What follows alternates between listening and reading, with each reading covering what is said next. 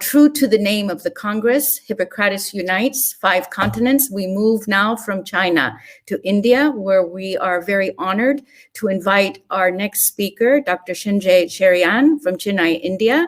He is a cardiovascular surgeon with a deep interest in minimally invasive adult cardiac surgery and beating heart surgery, where he serves now in India as vice president of the Frontier Lifeline Hospitals. Dr. Cherian will be speaking on Indian medicine in antiquity in relation with Hippocratic medicine. And I believe he's with us, and we would like to welcome you, Dr. Cherian, to this session. Are you with us? Okay, good. Yes. Can you hear me? We hear you, yes. Excellent. Okay. Shall I begin the talk now? Yes, please. Okay. So, good afternoon to all of you.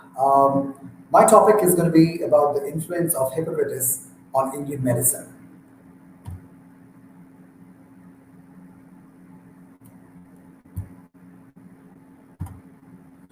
As we all know, Hippocrates is considered as the father of medicine all around the world. And he's considered as one of the most outstanding figures in the history of medicine.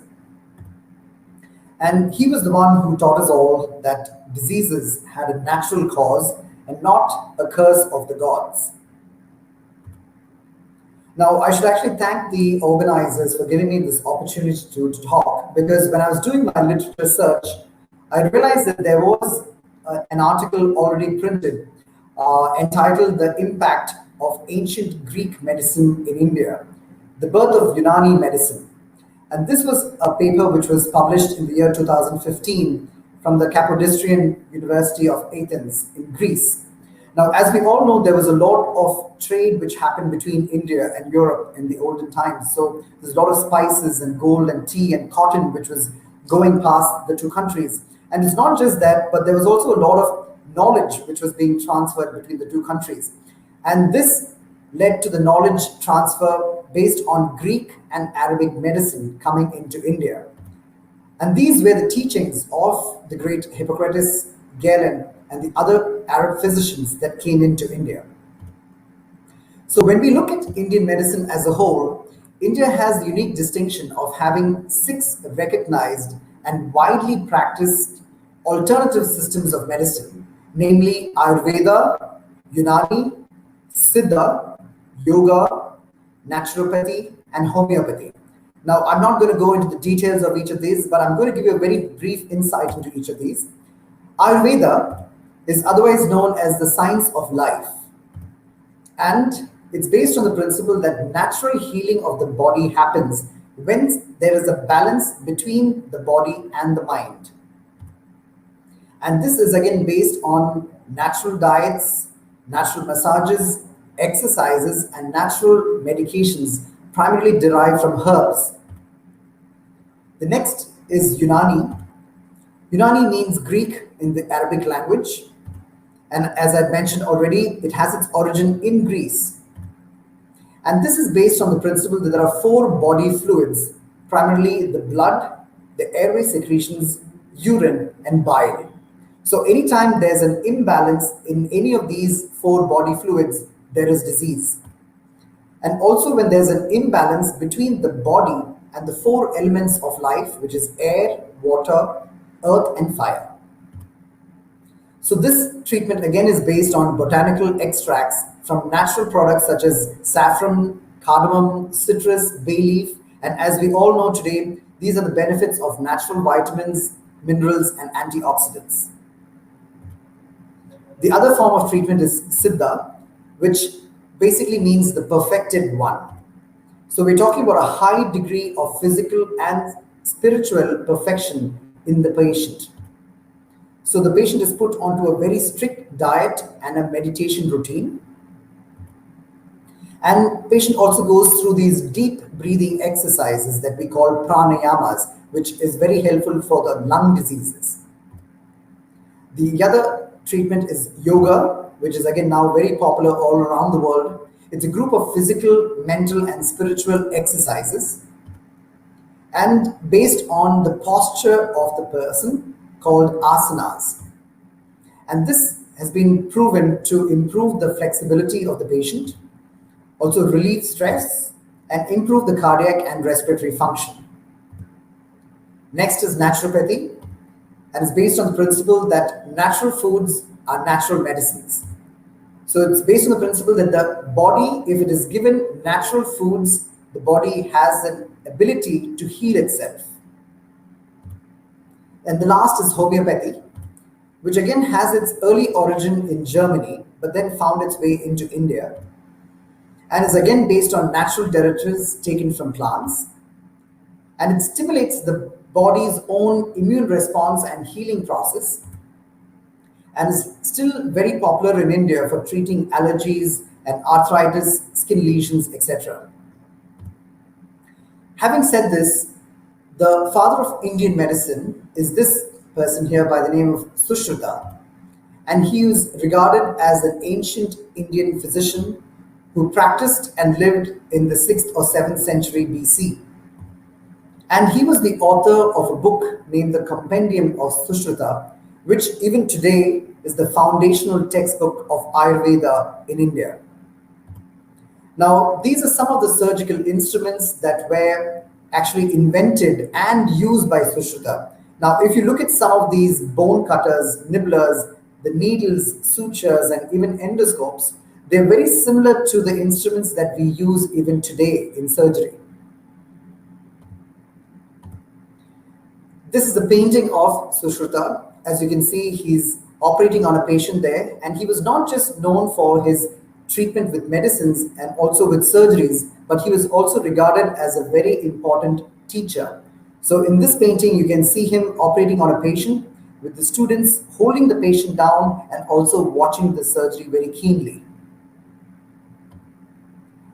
Believe it or not, the first documented evidence of rhinoplasty came from India, from Sushruta. And if you read about history, you would know that in ancient India, criminals were actually punished in India by chopping off their nose. And this was treated by Sushruta by describing rhinoplasty for the first time. So he's the one who described plastic surgery and a rotational flap. In this picture, you can see how a small flap is being raised in the forehead of the patient and is rotated to create a new nose to cover the defect. So ancient plastic surgery was started by Sushruta, and these are some of the techniques of rhinoplasty which was followed till very recently, till the new prosthesis was actually identified and used in daily use now. So till the medieval period, these were the only systems of medicine which were available in India. And during the British rule, which started as early as the 1800s, traditional Indian medicine was then neglected by the British. And allopathic, or the so-called Western medicine, came to the forefront in India. And it was only after the Indian independence in 1947 that there was a revival of these traditional methods of Indian medicine. And several universities and hospitals were set up that treated patients with alternative Indian medicine. And several doctors were trained, and there was a lot of ongoing research into how these herbal compounds actually treat diseases. What is a chemical compound in it? So a lot of research which is happening in it. And this has been regulated by the Ministry of Health, by the Government of India. So coming to the common principles of Indian medicine and Hippocratic medicine, we would ask, what is the link that we have between the two? Well, the principles are very similar in both forms of medicine. So the first thing is that rest and immobilization of the patient is very important, especially after surgery, to allow the body to heal itself. The next thing is about being kind to the patient. So as a doctor, the most important thing is, irrespective of whether the patient is treated or not, it's very important to be kind to the patient. And the treatment must always be gentle and with utmost care. And emphasis was on keeping the patient clean and the environment sterile, especially during surgeries, and allowing natural methods of healing, allowing the body to heal itself by giving it natural medicines. So these were the common principles between Indian medicine and the Hippocratic medicine.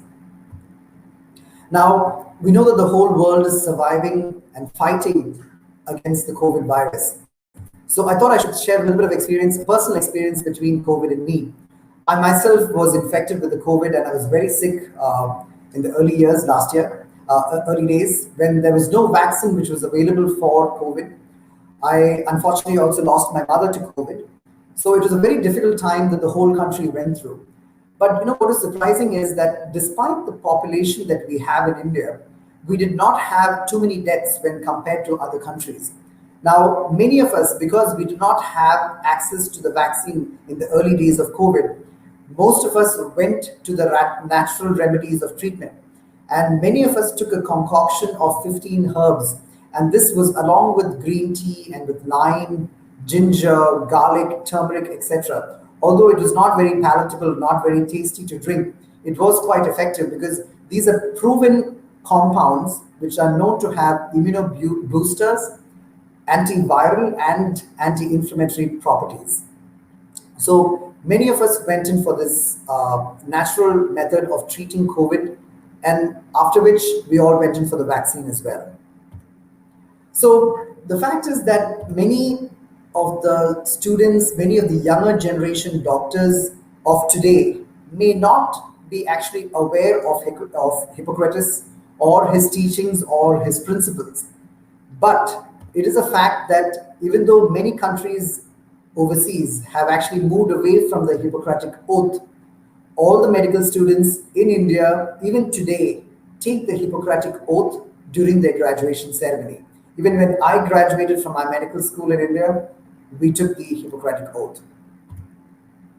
So in conclusion, I would like to say that the combination of Hippocratic principles and his teachings was a benefit of the ancient Greek medical system. And this, enriched with the traditional Indian elements, the traditional forms of treatment with herbs, had a strong influence on the training of Indian doctors with a positive impact on the treatment of Indian patients. Thank you very much. Thank you very much, Dr. Cherian, for sharing your thoughts and your review of the Indian medicine antiquity and its relation to the Hippocratic medicine.